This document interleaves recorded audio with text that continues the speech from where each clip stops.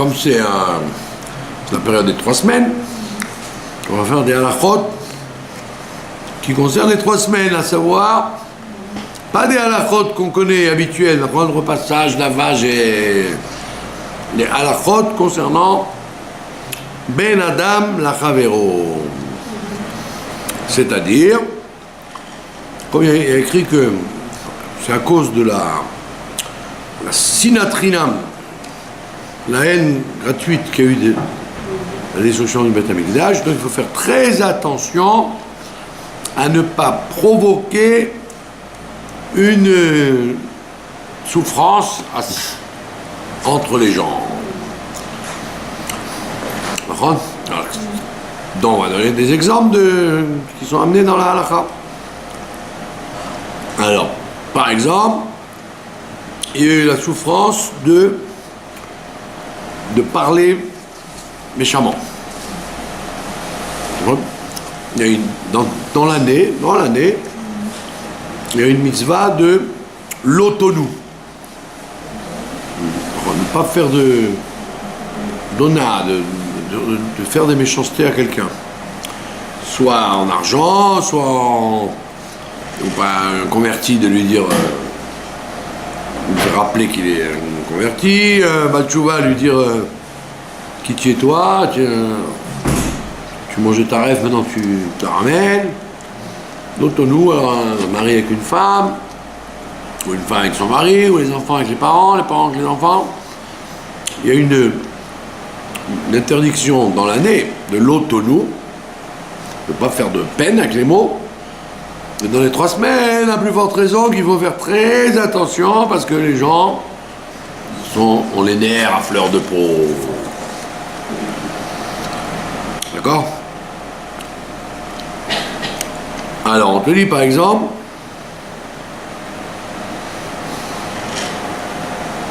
c'est un cas qui s'est passé aujourd'hui. Il y a quelqu'un qui est venu, il était très fatigué parce qu'il n'a pas fermé l'œil de la nuit, parce que il y a eu des jeunes qui, à 3h du matin, ils ont commencé à faire la fête dans la rue. Et donc ça l'a réveillé, etc. Alors on te dit, voilà, si tu sais que des gens qui sont... Si même toi tu as la fête, tu fais la fête, c'est une bonne raison, donc tu sors, tu commences à crier, tu commences à ne pas avoir de rachmanout pour ceux qui dorment, tu transgresses l'interdiction de l'autonou pendant les 3 semaines. Et en plus qu'il y a un problème de Gezel Shenar, de faire très attention à ne pas voler le sommeil des gens. En plus, comme il y a écrit dans les poskim que les gens sont faibles. Comme les gens sont faibles, donc ils ont besoin de dormir davantage. Donc si tu les empêches de dormir, tu transgresses l'interdiction de l'autonou. Ou alors il dit par exemple à notre époque où il y a des masganim, il y a des... Alors à l'époque, je sais pas aujourd'hui comment c'est, mais à l'époque ils faisaient du bruit, beaucoup de bruit. Maintenant ils arrivent à faire des marques qui font pas de bruit, mais quand même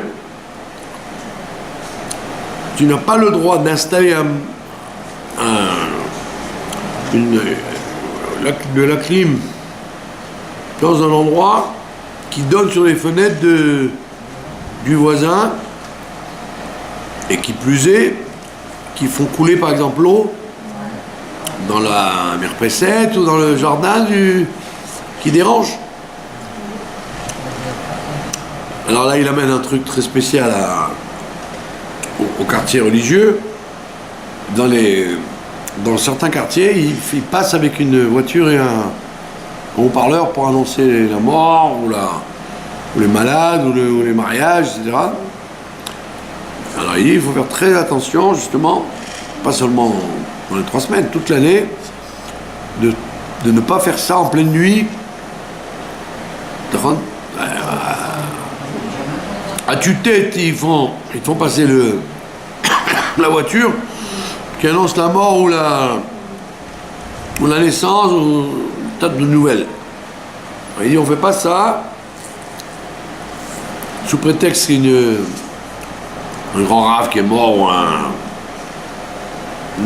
enterrement. T'as pas le droit de réveiller tout le quartier avec du bruit.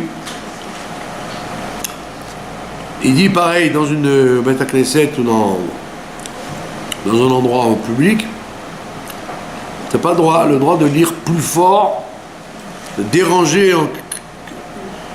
Parce que toi tu fais des Tehillim par exemple, tu fais des Tehillim plus forts, et ça dérange les gens qui sont autour. Et pourquoi ça? Parce que dans les 3 semaines, le Midrash il dit qu'il y a un ange qui fait exprès pour provoquer des histoires. Un ange qui provoque des histoires, donc il faut faire attention à pas se disputer avec les enfants, pas s'énerver avec eux. Les professeurs dans les écoles, ils ne doivent pas trop crier, sinon ça dégénère. Donc il y a une atmosphère particulière qui fait que tu dois faire plus attention pendant les 3 semaines que tout le reste de l'année. Oui, par exemple, quelqu'un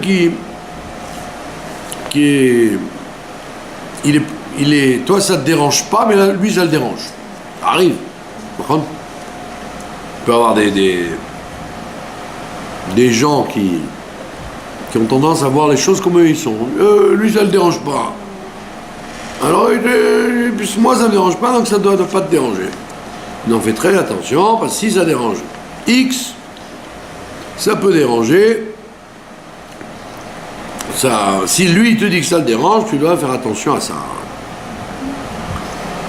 Et également, ça c'est un grand truc classique, il y a des gens qui font dafka, ils font exprès. C'est-à-dire que tout seuls ils n'auraient pas parlé fort, et comme ils savent que ils veulent embêter les voisins, donc ils font ce qu'on appelle dafka. Ils font exprès. Et là, on te dit, celui qui fait ça pendant les 3 semaines, il fait une grave avéra parce que il risque de provoquer de la sinatrinam. En plus, vous connaissez tout l'explication de Rav Yonatan Aibeshitz.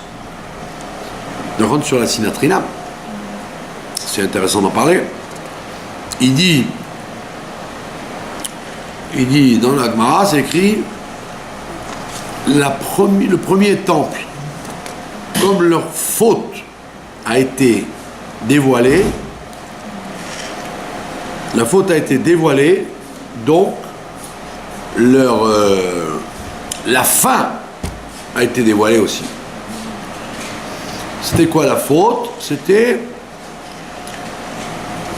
le crime, les incestes et la Vodazara, l'idolâtrie. Donc il dit, comme ils ont su quelle était leur faute, on leur a dévoilé combien de temps ça devait durer, et ça durait 70 ans. Voilà. Et la Gemara, elle dit, alors que le deuxième temple,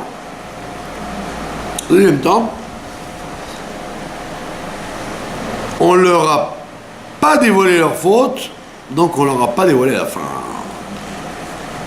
Alors on demande, attends, mais comment on leur a pas dévoilé? Il y a écrit, c'est à cause de Sinatrinam.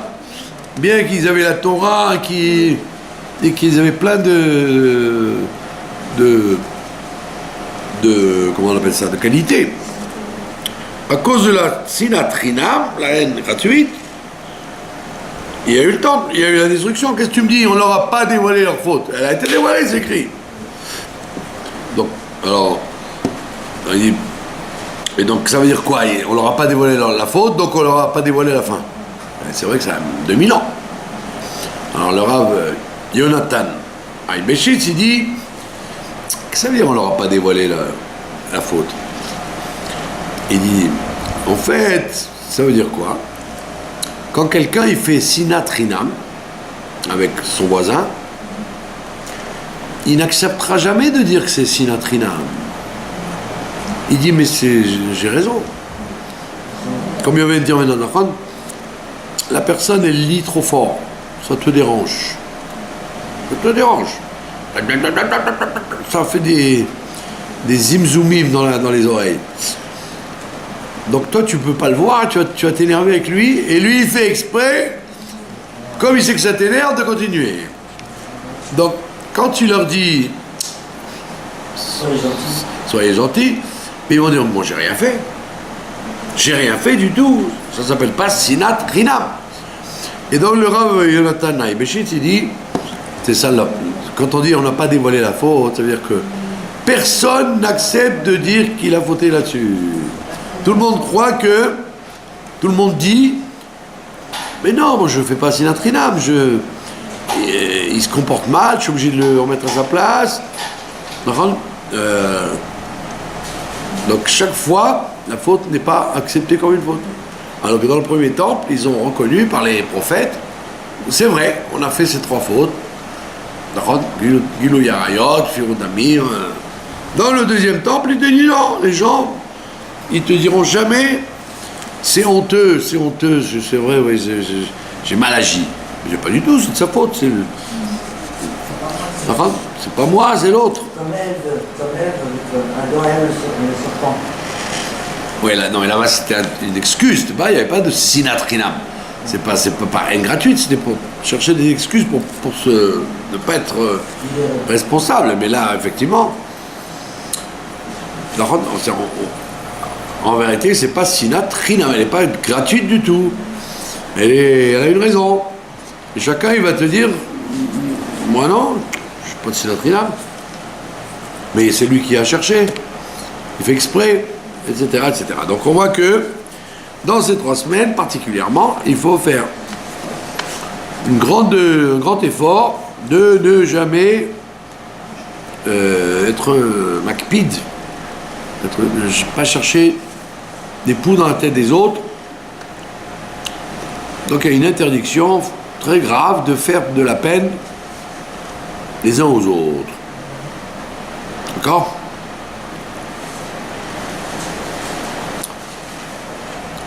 Qu'est-ce qu'il y a d'autre? Il dit voilà, par exemple, si tu fais des travaux chez toi, arrange-toi pour ne pas que ça dérange avec la poussière dans l'escalier, etc. les voisins. Commence pas à dire ah non, mais après la semaine de Tchabéa, je peux pas faire de travaux, je suis obligé de finir maintenant. D'accord? Fais très attention aux problèmes de voisinage. Ne pas déranger tes voisins en faisant du bruit ou en faisant des travaux qui dérangent. Même sans travaux, des voisins que vous avez toute l'année. C'était des méchants, hein? Non, mais d'accord, oui, la mentalité dans les 3 semaines, c'est plus que d'habitude. Parce qu'on a dit, il y a un esprit qui tourne pour faire de la zizanie entre les gens. Tu fais la queue dans un super, ne dis pas, bon, allez, j'ai qu'un article, je vais passer devant. Non, non, si on ne te propose pas, fais la queue comme tout le monde. Il faut faire plus attention que d'habitude. Pourquoi? Parce que dans cette période, on a envie de faire la loi, quoi. De faire tchouva aux autres. On te dit, c'est pas le moment. Vous faire tchouva aux autres. En Elul, peut-être tu te permettras, mais en Tammuz et Av, évite. Voilà. Quoi d'autre en plus? Ah, ça c'est pour la période des 3 semaines. Les 3 semaines, on dit qu'il faut de faire une grimat tsar, provoquer une souffrance à son prochain. Et si quelqu'un, par exemple, vous montez dans le bus et dans une autre ville, et vous ne savez pas que le chauffeur, il veut que personne monte derrière, alors qu'à Jérusalem, il veut qu'il monte derrière. Ouais. Il vous ferme la porte et votre corps il est obligé, il vous ferme la porte. Alors Mais ça m'est arrivé hier. Voilà, vous prenez un revolver, vous tirez sur le chauffeur. Et il ferme la porte, et maintenant je suis bloqué en milieu de la... Après, elle ouvre, et je vais donc devant, et je suis en colère parce que je sais qu'elle a fait exprès, et elle me dit, personne rentre à la porte derrière. Ben, je suis là, elle habité à Ashdod pour savoir. Ah oui. Mais j'étais... En pétard. Ben oui, elle m'a fait mal. Bon ben d'accord, qu'est-ce qu'on peut faire maintenant? Non, ben, je vais pas te dire quand même. Ah ouais, mais on ne vous a pas dit qu'il faut accepter tout. Alors, vous avez le droit de lui dire, mais il faut savoir comment lui dire. Il faut lui dire, écoute, moi je suis Yerushalmi, nous on monte derrière, vous montez devant. Ouais, c'est comme dans ce pays, dans chaque ville, il y a une religion, une religion différente. Voilà. Donc, rappelez-vous le principe général de cette période, de ne pas provoquer des disputes inutiles. Voilà. Ça, c'est la halakha. Parce que les halakhot concernant les 3 semaines, on les répète tous les ans. Mais les halakhot de la base, pourquoi il y a eu le deuil, la destruction, ben, il faut les remettre en mémoire. D'accord? Même dans la maison, hein, si vous avez une insomnie et que vous n'êtes pas obligé de réveiller toute la maison parce que vous ne pouvez pas dormir. Hein. Voilà. Ça, c'est la halakha. Maintenant, il y a la paracha. La paracha de Pinchas, on pourrait l'appeler la paracha du destin. Et à ce moment-là, rentre quelqu'un. La paracha du destin. Pinchas. Pourquoi peut-on l'appeler comme ça? On a fini la halakha et on a entamé la paracha. Pourquoi peut-on l'appeler la paracha du destin? Parce que toute la paracha ne parle que de choses qui n'étaient pas prévues et coup de théâtre, ça arrive. D'accord? Première chose, Pinchas, qui n'était pas prévu de devenir grand prêtre, et à partir de lui, tous les grands prêtres vont descendre de lui, alors qu'il n'était rien du tout, il n'était même pas Kohen. Il était descendant des Kohanim, mais il ne faisait pas partie des Kohanim. Les Kohanim étaient déjà choisis, les 4 fils de Aaron, c'est tout. Donc lui, il n'était pas dans la liste. Et puis Tom, il devient Kohen Gadol, et on dit, jusqu'à la fin, tous les Kohanim vont venir de lui. Pourquoi? Parce qu'il a fait l'action de tuer Zimri, etc. Donc on voit que c'est un changement radical de destin. Zimri, pareil. Zimri, c'était le chef de la tribu de Shimon, et par son action, hop, il perd tout. D'accord? Il est dans le guéhinnom, il n'est plus rien du tout, etc. D'accord? Troisième histoire. Les filles de Stophrad. Les filles de Stophrad, elles n'ont droit à rien, puisque c'est des filles, et qu'on a appris jusque-là que l'héritage sur les terres ne touche que les garçons. Alors elles disent c'est pas logique. Et elles ont même été intelligentes, elles ont dit à Moshe, si c'est comme ça, si vous dites qu'on n'est pas des enfants, eh ben que notre mère, elle fasse le yiboum. Si vous dites qu'on n'est rien, si ou garçon ou rien, alors qu'elle fasse le yiboum. C'est quoi yiboum? Ben que la veuve, quand elle n'a pas d'enfant, elle se marie avec son beau-frère pour garder la famille. Donc vous reconnaissez que les filles, ça s'appelle quelque chose. Etc. Donc on voit qu'elles sont très intelligentes. En plus, c'était des gamines, hein, elles avaient 5 ans. C'est pas des vieilles dames. C'était des gamines qui étaient très très intelligentes. D'accord? Et en plus, elles ont été intelligentes. L'une, elle a parlé à Moshe, l'autre, elle a parlé à Elazar, et les 3 autres, elles ont parlé aux gens du Sanhédrin. Elles ont tapé à 5 bureaux différents. Donc on voit bien que le Midrash, il dit heureux l'homme pour lequel Dieu est d'accord. De qui on parle? D'elle. Et ils ont dit on veut l'héritage de notre père. Et Dieu il dit oui c'est vrai. Et Moshe il apprend une halakha que s'il n'y a pas de garçon, c'est les filles qui héritent. Donc on voit bien que le destin qu'elles n'auraient pas dû avoir de part à cette terre, elles auraient dû se marier avec d'autres gens pour quitter la famille de Ménaché, etc. Pas du tout. Elles auront une part sur la terre comme si elles étaient des garçons. Quatrième fait, Moshe Rabbeinu, Dieu lui dit tu rentres pas, donc c'est quelqu'un d'autre qui va te remplacer. Et lui, naturellement, il dit qui va me remplacer? Mes fils.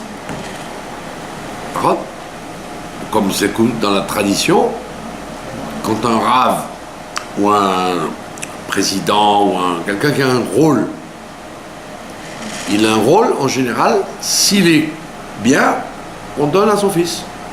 Si son fils est bien. On continue comme ça. La tradition. Sauf s'il y a un problème très grave. Sinon, celui qui a ouvert la voie, il continue avec ses enfants. D'accord? Vous voyez bien à Paris ce qui s'est passé avec le Rav Rothenberg. Quand il est parti, son fils qui habitait ici, dans ce quartier-là en plus, il est entré à Paris, il a dit « Coucou, c'est moi ». Son beau-frère, le Rav Katz, il a dit « Ma pitom, moi j'ai galéré pendant 20 ans, pendant que toi tu étais à Jérusalem, j'ai tout fait, la cache-route, les écoles, les yeshivot, et tu veux prendre la place? Ma pitom ». Évidemment, ils ne sont pas mis d'accord.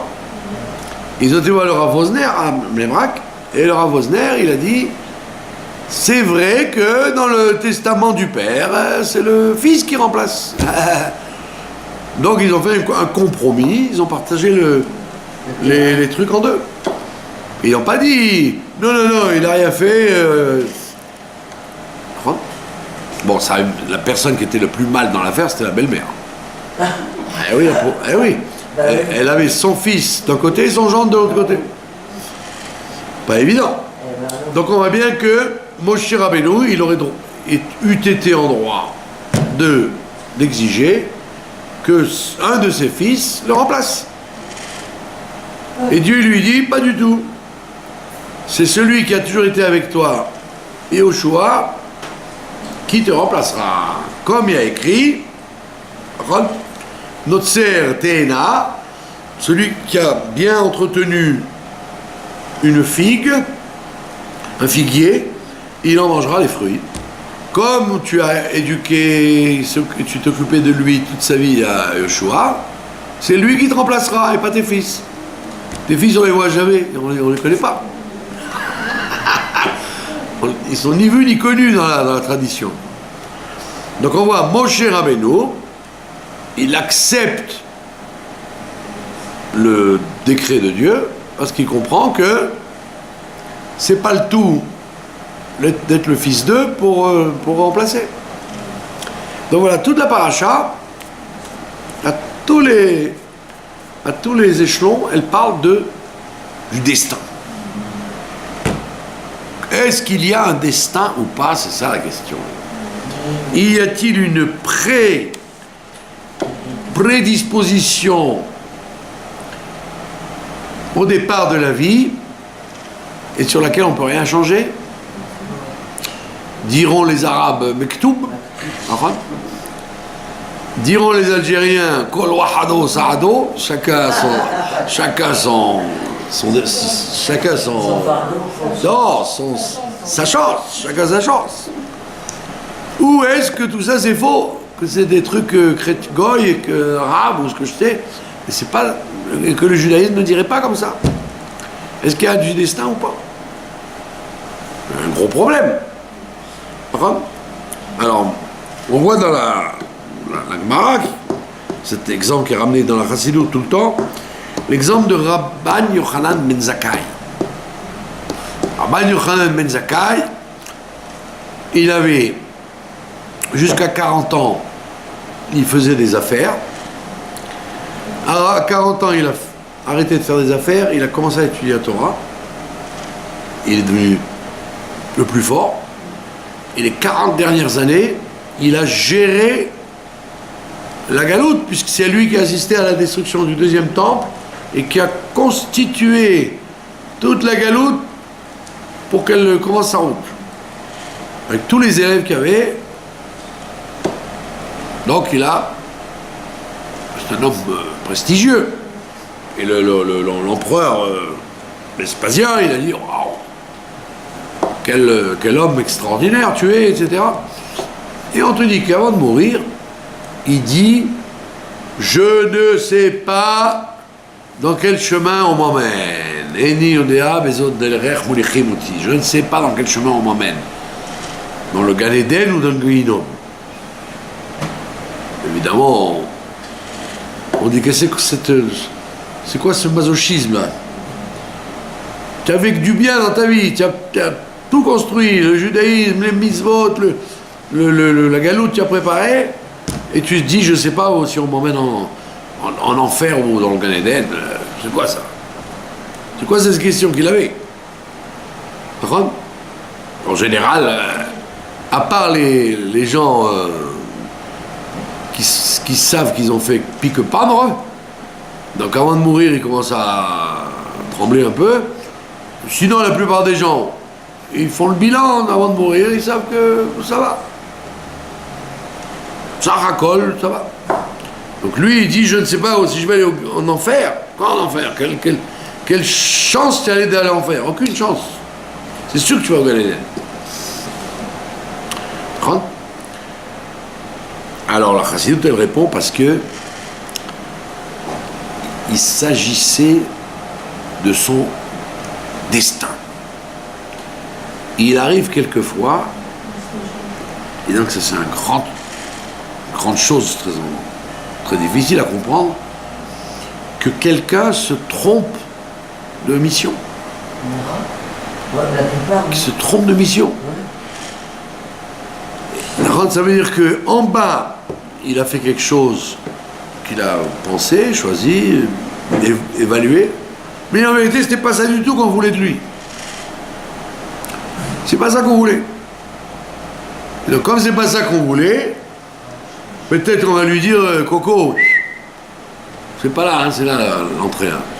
Attendez, mais j'ai fait plein de trucs, ouais, mais c'est pas ça. C'était là-bas qu'il fallait aller. Hein? Alors, c'est pour ça qu'on dit, au milieu de la paracha, quand on partage la terre, on t'apprend quelque chose d'extraordinaire. On te dit, Arbe Goral Yechalek et Haaretz. On va partager la terre de 3 façons. D'après le Goral, donc on va tirer au sort, et le Goral va crier Réhouven, sud-est. Zevulun, nord-ouest. Chacun il va voir, le Goral va crier dans quel endroit exactement chaque tribu devait être. Donc le Goral va crier. Dans un autre endroit, il y a écrit qu'ils ont consulté les Orim Vetumim. Et dans un troisième endroit, il y a écrit que c'était d'après la logique. La logique. Les tribus qui avaient du bétail, des agneaux et on les a mis là où il y avait du pâturage. Zébulon, qui était doué pour la navigation, etc., on l'a mis au bord de la mer. Dan, on l'a mis du côté de Gaza, parce qu'il devait, pour les activités économiques qu'il avait. Donc chaque chose a été logique. Les grandes tribus, là où il y avait de la place, les petites tribus, dans les montagnes, etc. Donc, la Torah te dit, avec 3 systèmes, ils ont dirigé la distribution de la terre. La logique, chacun est venu voir Moshe, il a dit, moi tu sais, on peut faire ça, ça, ça, ça. Moi j'avais dit, je note. Le Goral, il criait, et le pectoral, il disait. Et quel est l'extraordinaire, c'est que les 3 choses ont dit la même chose. C'est ça le chidouche. Les 3, Réhouven il attendait, il dit, ouais mais nous on veut le pâturage, on va pas de Tel Aviv, on va être là-bas en face de Guilo, là où il y a la Jordanie, c'est là-bas qu'on veut habiter. Il tremblait. Et puis dans le Goral, il dit, Réhouven, pâturage. Et les Urim et Tumim, pareil. Donc il y avait une adéquation entre le destin de la tribu et ce que la réalité a proclamé. Alors on te dit oui, ça c'est à ce moment-là. Mais avec la galoute, les Gilgoulim, les Nefashot, etc., ça peut s'embrouiller tout ça.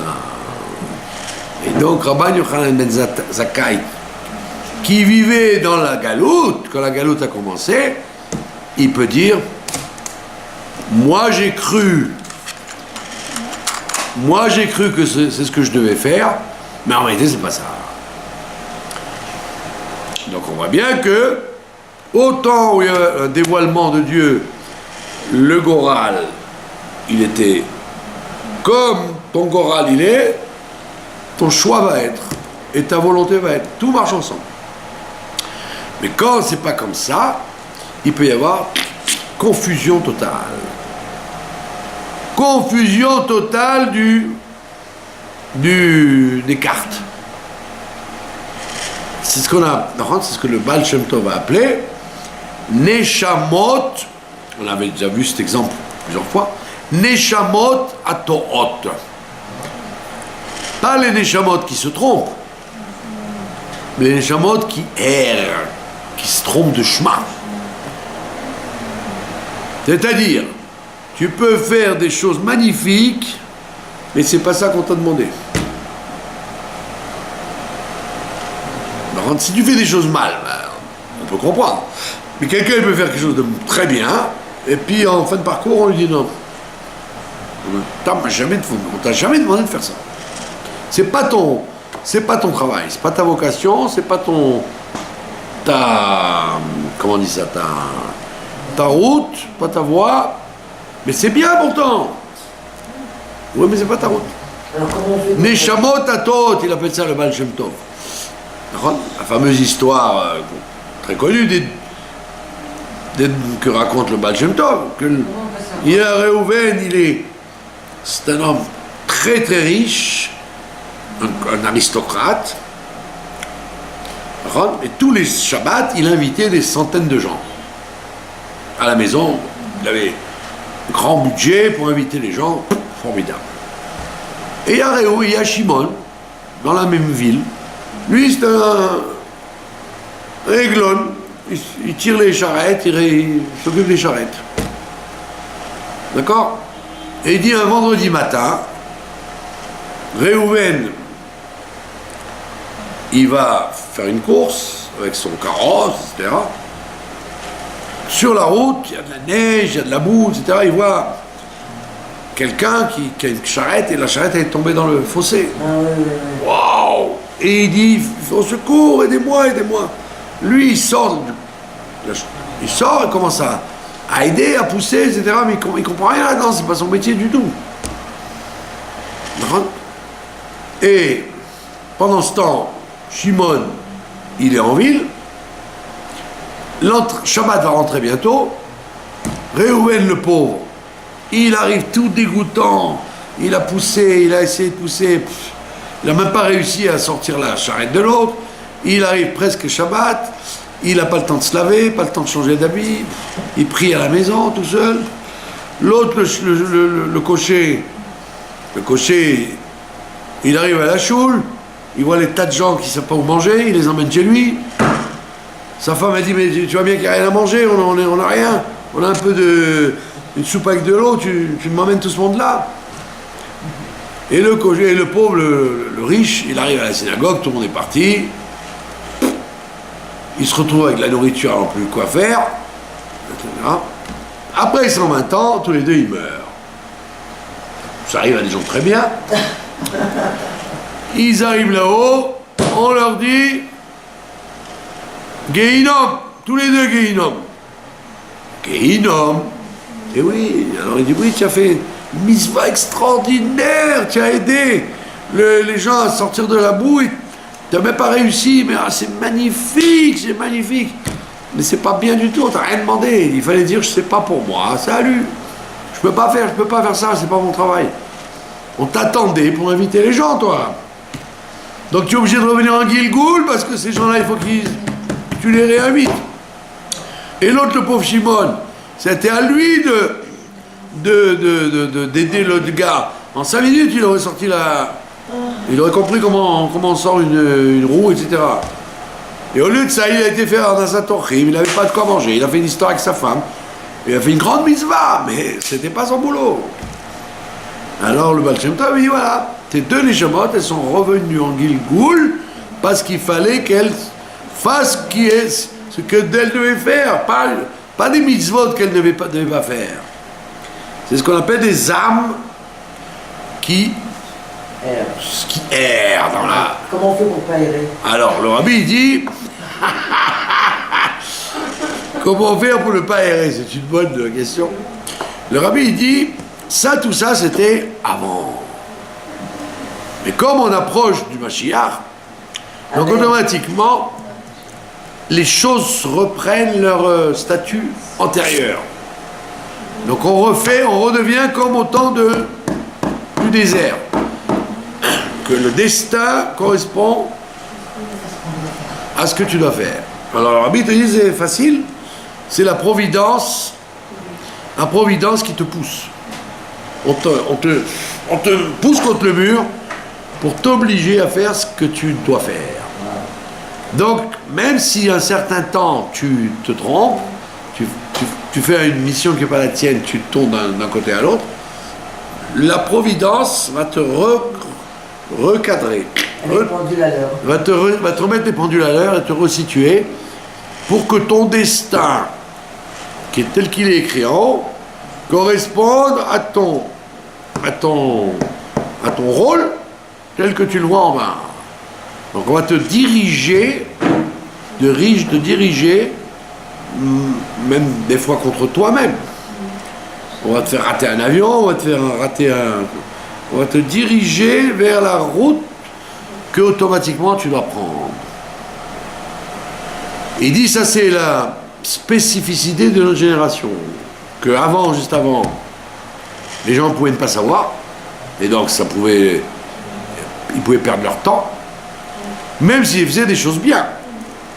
Et dans notre génération, Baruch Hashem, le tikkun a été fait là-dessus, et donc automatiquement, si tu veux savoir quel est ton destin, eh ben regarde la vie que tu as, comment les choses de la vie te dirigent. Donc ça sert à rien de grogner, de dire si j'avais su j'aurais fait ça, si j'avais su j'aurais fait ça, pas du tout. Avec le temps, quand tu es petit, tu sais pas, et quand tu grandis, on te met vers la route. Alors, et l'avantage, c'est que même si toi, tu ne veux pas, ou tu fais semblant de rendre, on va te remettre pour que tu retombes sur la bonne route. Ça veut dire que c'est un très grand route qu'on a. pour ne pas traîner dans des Gilgulim encore à la suite.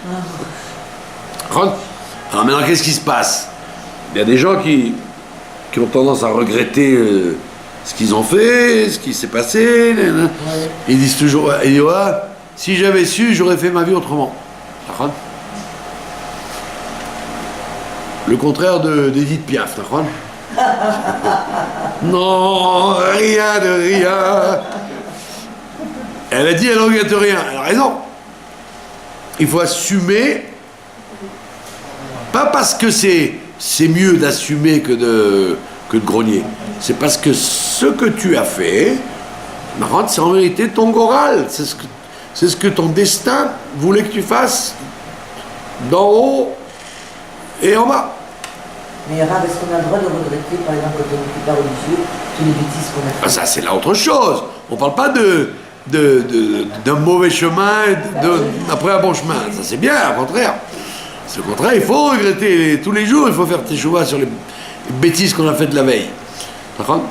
Il n'y a pas 20 ans. Hier, j'ai fait des bêtises, c'est évident que je vais les réparer aujourd'hui. Je ne vais pas dire ah non, je suis bien, c'était mon destin de faire de la peine à celui-là, de voler celui-là.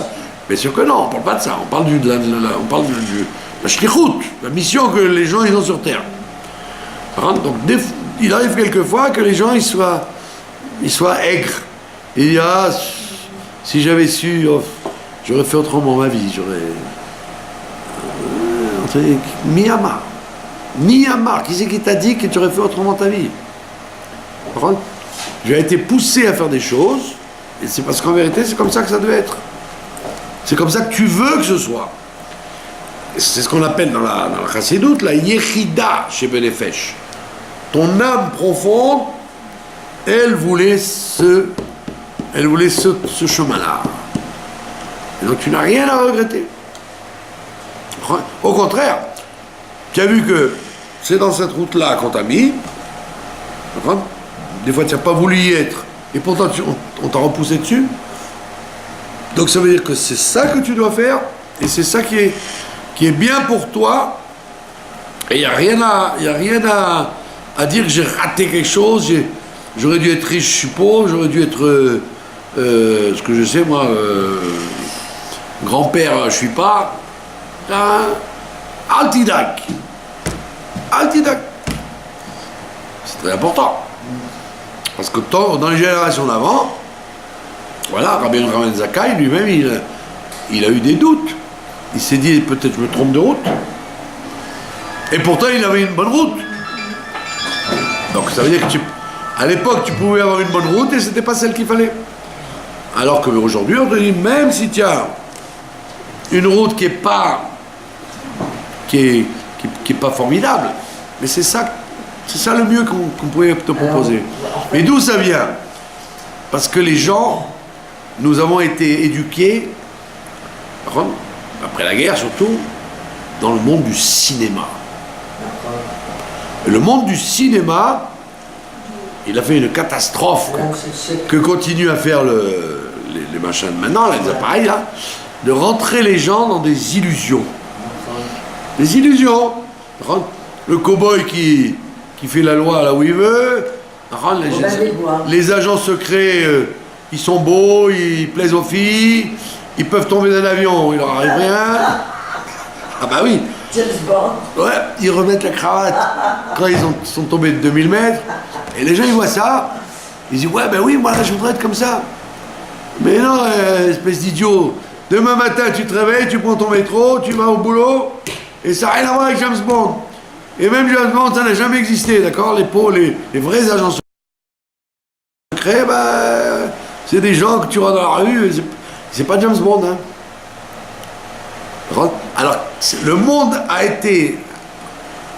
du cinéma, et malheureusement c'est beaucoup de juifs qui ont fabriqué ça, Hollywood. Ils ont fabriqué un monde de rêve. Alors la fille, elle se voit en maillot ou en truc, elle dit oh là là, j'aurais aimé être comme ça, waouh, mais t'es pas comme ça. Et même elle est pas comme ça. Même elle est comme ça aujourd'hui, mais dans 2 ans, on va la voir, elle va être elle va peut-être se suicider, etc. On connaît la musique des acteurs et des mannequins, etc. La vie pourrie qu'ils ont. Donc on te t'as plongé dans des trucs de rêve, et donc quand tu te vois, tu dis, oh là là, j'ai tout raté. Mais tu n'as rien raté du tout, parce que là-bas c'est faux. C'est pas un truc qui existe, c'est un film. On te fait rêver, mais la vie elle n'est pas comme ça. Donc comme on t'a fait rêver, tu t'es rentré dans les personnages, et donc les gens se rendent malheureux avec ça. C'est 80% du monde. Voilà. C'est 98% des êtres humains, ils vivent une vie qui ne pourrait jamais être la leur, en fait. Alma de Chikra. Et donc, pour ça que les gens sont tristes. Parce que, oh là là, tu te rends compte, j'aurais dû être président d'une société, et je suis rien, je suis professeur dans une... J'aurais voulu être un artiste. Voilà, j'aurais voulu être... Tout le monde m'applaudisse et je suis rien du tout. Mais tu n'es rien du tout parce que la plupart des artistes sont rien du tout. Il y en a un qui réussit, mais alors tout le monde dit « Ah, il a réussi !» Mais il y en a 350 000 qui tapent à la porte pour essayer de jouer un peu de guitare. Et puis on oublie qu'ils sont connus quand ils sont morts.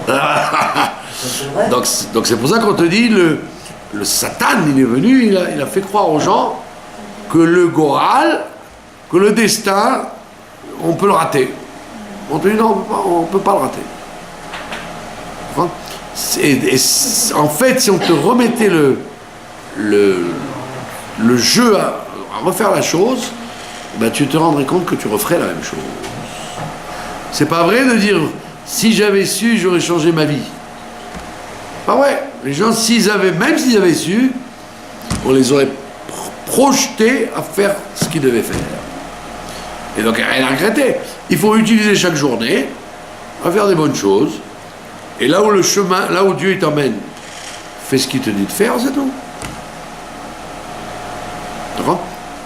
Il n'y a rien de pire que d'essayer d'être quelque chose qu'on n'est pas capable.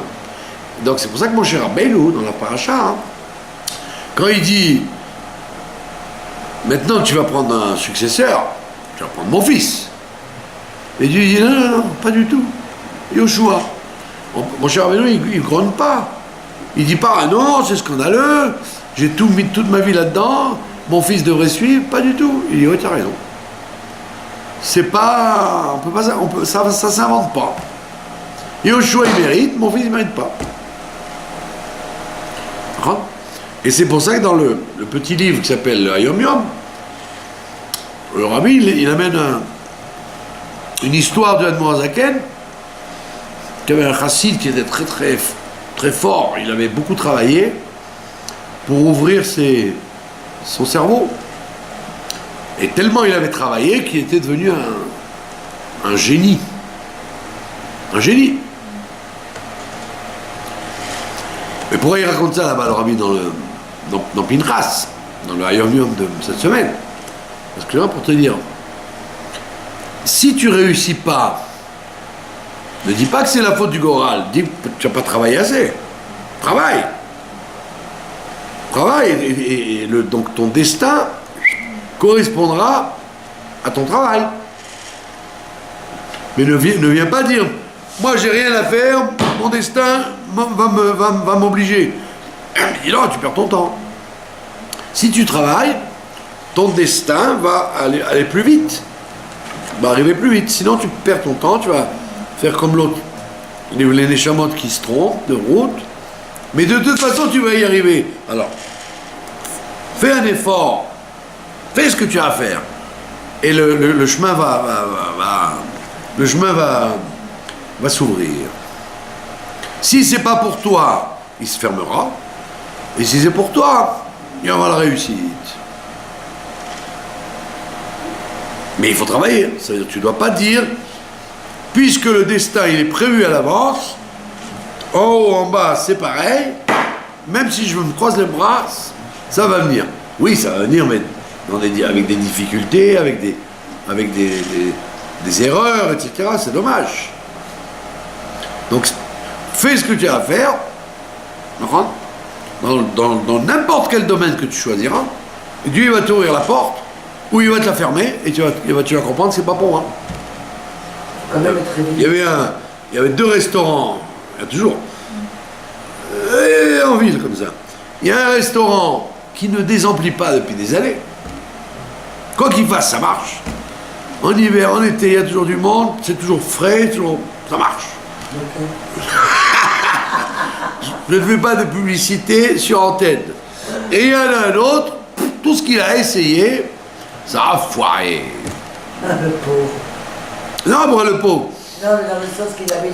Alors, il me dit, on a tout essayé, rien n'a marché, on ferme. Alors, je dis, très bien, c'est pas pour vous, qu'est-ce qu'il y a? Non, mais c'est pas parce que tu es pas un restaurateur que tu n'es pas capable de vivre. Fais autre chose. Tout le monde n'est pas fait pour être professeur ou docteur ou chauffeur de taxi ou président des États-Unis. Hein. Chacun il a son... Et Dafka, le bonheur, c'est de dire je suis fait pour ça. Et rien de mal à ça. On ne te demandera pas d'être Trump, on te demande d'être Joseph Balouka, professeur de gymnastique, ce que je sais moi. D'accord? Donc on te dit travaille pour que Dieu il te mette sur la voie de ce que tu dois être, et le reste c'est pas ton problème parce qu'on n'est pas dans les générations d'avant où les âmes se trompaient et pouvaient arriver à des catastrophes. On est dans la génération de la Géoula, et donc automatiquement, tout de suite, on te signe à l'avance ce que tu es venu faire. Dans tous les domaines, c'est clair. Voilà. Est-ce que vous avez des questions? Non, c'est super. Et c'est pas une emplate sur une jambe de bois pour calmer les gens. Hein, comme ça, il est content. Là. Le Rav, il a raconté des histoires ce soir. On est tous des idiots, mais c'est bien, il faut être content. Non, c'est la vérité. C'est comme ça. Alors, c'est comme il y a Je vous dis, psychologiquement, la plupart des femmes et des hommes ratent leur vie parce qu'ils y pensent à un film. Mais oui, les hommes, ils auraient voulu être Alain Delon, et les femmes, elles auraient voulu être Marilyn Monroe. Mais je suis désolé, Marilyn Monroe, elle a mal fini, et Alain Delon, il finira en enfer, ce rachat, un gamour. Qui vend des armes, et qui est un homosexuel, et qui est Alain Delon. Il vend des armes. Mais alors, si vous savez ce qu'il n'a pas fait celui-là, donc, et ça je peux le dire sur l'antenne, hein. Donc ça veut dire quoi? Les gens, ils sont jaloux de personnages, mais quand tu grattes un peu, il n'y a vraiment pas de quoi être jaloux, hein. Là, j'avais entendu dans un cours qu'il y avait un rave qui essayait les choses 2 fois. Il essayait de faire une chose, il n'arrivait pas, il la faisait une deuxième fois, il n'arrivait pas, il arrêtait. Il dit, c'est pas pour moi.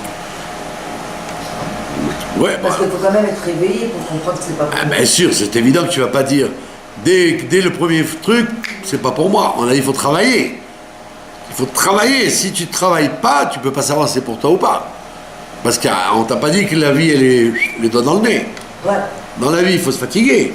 Oui, parce qu'on dit, איפה שהקושי, אז שם התיקון.